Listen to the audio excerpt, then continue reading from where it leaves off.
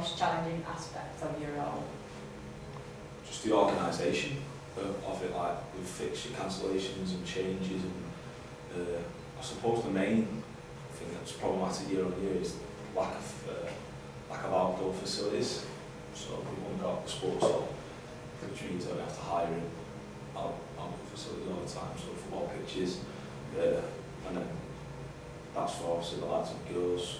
The rugby, the netball is fine, and the basketball is fine, so I suppose that's the hardest part. And how do you manage finance? So do you get sponsorship or anything? This year, for the first time, we're getting some sponsorship that's allowed us to buy some new kits, one for the basketball team, one for the football team. But in terms of the finance side, that's quite difficult. That is, I suppose, a challenging element because we've got a 50% reduction in budget as a direct result of sector cuts. So that's like pretty hard to arrange transport and ensure we've got an appropriate kit to pay affiliations and referees' fees. So that's quite a challenging aspect. And how do you make sure every team has equal opportunities and equal finance?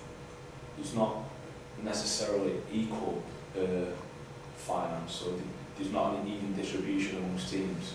It's a case of whatever they need, we try and give them. So looking at a really small scenario, basketball, it probably plays the most fixtures year on year, like into the 20s.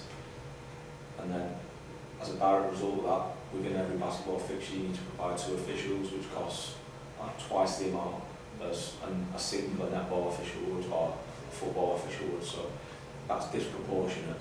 But then the football and the netball, they've got significant transport costs. So you have to travel on a big, huge bus every week, like 49-seater or sometimes up to 72-seater.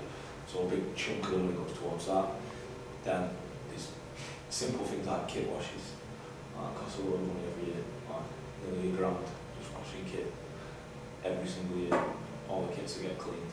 So when you used to get the netball, get a sweater. And you have to do that. Okay. And how do you manage to engage like the minority groups in the sixth form and meet government criteria? In relation to current government criteria, is growing sport, growing colleges. So within that, there's an increased emphasis on competition. So there's the competitive element from the team sports side, but then there's also do a lot of intra-college comps, so like table tennis or like within the volleyball, we have round-robin competitions where people can put new teams in. But in terms of provision, we're at physical capacity as to when we can use that. So the only real area where we could improve is like looking at lunchtime sessions and stuff, but the time constraints are there for that. But what we tend to do is utilise sports leaders and students that have to market and promote campaigns to offer different sports. We also use Sport Evade, which is like a directive led by Oldham Integrated Youth, as they're now called. We can apply for lots of money to allow us to run different events. So Susie's run the climbing trip through Sport Evade money, and that's open to the whole college body. We do snowboarding and skiing trips down the Chill Factory. So obviously we can't provide that here, but still around like more niche sports we can always do. How do you manage to organise the fixtures, facilities and transport? A lot of work in terms of that goes on at the start of the year. So historically we've used like the same travel company. They were fantastic.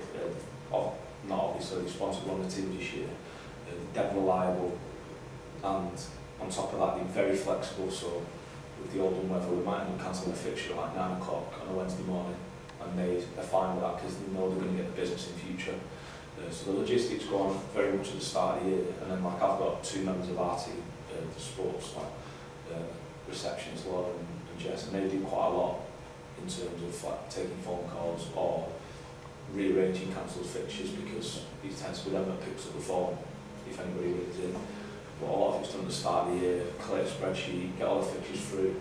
I attend all the regional meetings at the end of the academic year for the following sort of season or academic year. So the AGMs from the Northwest colleges and the RFL and the British College meetings, like I would attend those as our representative and re-affiliate, re-enter all of those competitions, and then from that point that's when the planning starts. What sports would you like to offer if possible? So anything that you don't offer now, that without money expenses that you would like to offer them? you can't or you couldn't?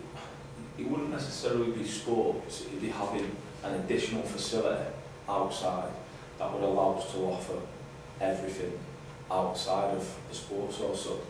In the summer months, with exam constraints and various things like that, you can't really run your outdoor athletics. If you don't have a track, having that outside space would be really helpful. Or like we do cricket nets, but we haven't got like a wicket to allow us to play. A lot of girls within the South area compete and play rounders, but again, we haven't got the diamonds, we haven't got the outside facilities to allow us to do that. So that's the major constraint really. Oldham weather and that lack of outdoor facilities prevent us from doing so. But any sport would be great to be able to offer. So niche sports that potentially could be more exciting and accessible to students. Like I know a lot of people who play rugby wouldn't like having a go at American football. There's a craze like within the Oldham area at the minute of doing pole dancing. Like it's a health and fitness activity that's kicking off like and getting big.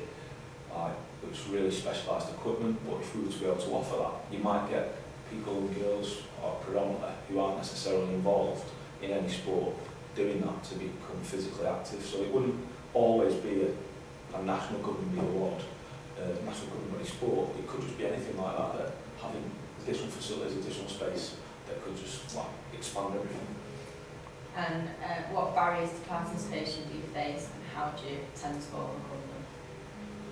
The barriers, like I just said, tend to be like lack of growth in that we're at physical capacity of what we have, we can't utilise it anymore. So that's a huge barrier to allow us to do more. That's probably the main one.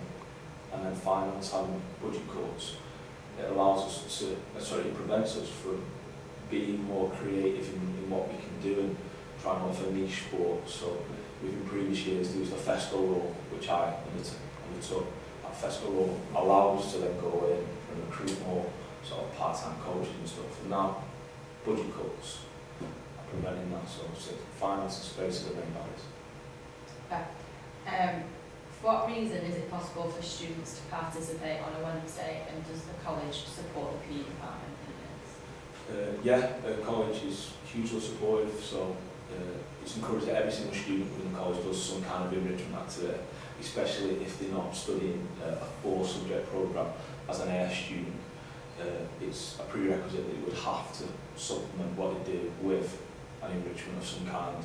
Now that could be whatever, could be like ballet or photography or hand painting, but in terms of what we offer, ours is like double that. So because we need the whole Wednesday afternoon to travel and compete and play fixtures, any student that indicates that they want to participate for a team or get involved in sport, they'll be kept free for the Wednesday afternoon, so they'll be placed in different time blocks in different classes, so they can do that. So every Wednesday afternoon, irrespective of time of the year or what's going on with the college calendar, those students, youth footballers, both male and female, rugby, netball, hockey and basketball, they're all free to allow them to travel to Blackburn to play some fixtures or Blackpool or wherever. Cool. And if any, what government policies do you follow, and why would you take these ones into account? Well, with the recent governmental change, like the new documentation and criteria has come out, so tend to follow what's being done in schools. So the current paper is creating a sporting habit for life, and then growing sport, growing colleges, and underpinning things within that is they want to increase participation, not just in those that are currently active, they want to widen participation. So we try and do that by offering B teams or just come and try sessions and just try and cater for those that aren't necessarily active at the moment. But in addition to that, there's an increasing government focus on providing avenues of competition, so we try and do that obviously inter-college, so competing within our area, but also intra-college, so developing our own competitions for students to come and just get involved and compete under the Oldham Sixth Form banner with Oldham Sixth Form students. If there's anything you would like to do, if possible, to improve the enrichment programme, what would you do? In relation to what? Anything? Like, anything at all? Anything could be. Ideally, have more time available, more space. Just more of everything, time, space, money, to allow us to expand what we do. So reiterating the point for like 10 times, physical capacity, we can't do any more with what we've got. So if I could, I'd have like 2 4G pitches, I'd have an outdoor netball court, I'd have tennis courts, like cricket wicket, like just fields and space that would allow us to do everything we could conceivably want, but because of location, like we're bordered by a motorway, we're in the town centre, there's nowhere to grow, so that'd be the major thing that I could change if you could acquire some kind of like local facility where students could use within potentially walking distance. That and make transport and travel easier to coordinate because it's so expensive and it's a huge drain on just getting students there, and we don't ask for any like contribution from students to allow us to run it. It's run at the college's expense. So I suppose that's it. And the final question, what aspects of your job do you enjoy most? Everything about it. I'm just a big kid. I love Wednesday afternoons where everything's going off, so like Wednesdays are my favourite day of work because I coach the lads football team, but I suppose the thing that I enjoy most is the excitement that you see in students before participating in a fixture, so literally physically filtering into the building and just loads of people being around, waiting to travel one place or waiting to compete in somewhere or the other.